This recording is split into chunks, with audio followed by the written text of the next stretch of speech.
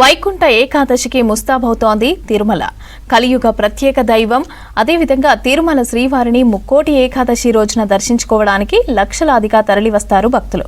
ఇందుకోసం ఈసారి ప్రత్యేక ఏర్పాట్లు చేస్తోంది టీటీడీ.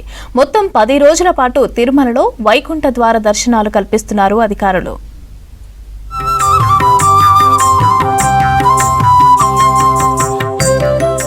తిరుమల శ్రీవారి ఆలయంలో డిసెంబర్ 30 నుంచి జనవరి 8 వరకు వైకుంఠ ద్వార దర్శనాలకు టీటీడీ భారీ ఏర్పాట్లు చేస్తోంది.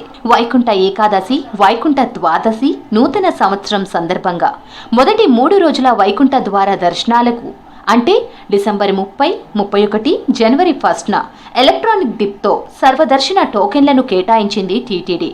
లక్కీ డిప్లో అవకాశం లేని భక్తులకు మరో అవకాశం కల్పిస్తోంది.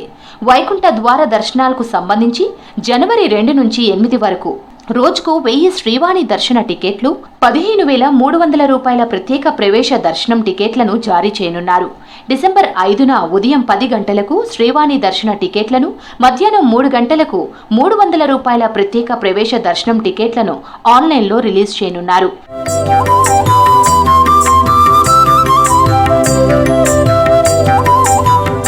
వైకుంఠ ఏకాదశి సందర్భంగా మొత్తం 10 రోజుల పాటు శ్రీవారి వైకుంఠ ద్వార దర్శనాలకు భక్తుల నుంచి ఫుల్ డిమాండ్ ఉంది.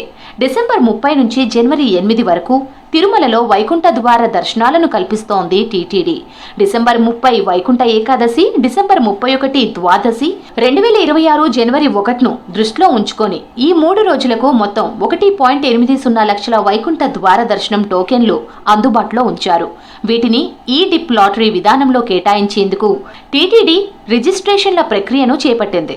ఈ 1,80,000 టోకెన్ల కోసం ఏకంగా 24 లక్షల మందికి పైగా భక్తులు ఈ డిప్తో తమ పేర్లను నమోదు చేసుకున్నారు.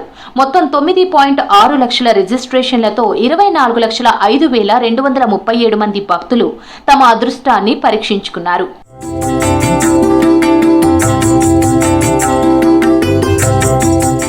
అత్యధికంగా టీటీడీ మొబైల్ యాప్తో 13 లక్షల మంది పేర్లు నమోదు చేసుకున్నారు.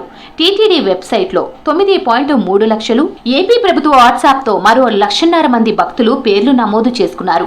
9,55,000 రిజిస్ట్రేషన్లతో 24 లక్షల మంది భక్తుల వివరాలు ఇచ్చారని టీటీడీ వెల్లడించింది.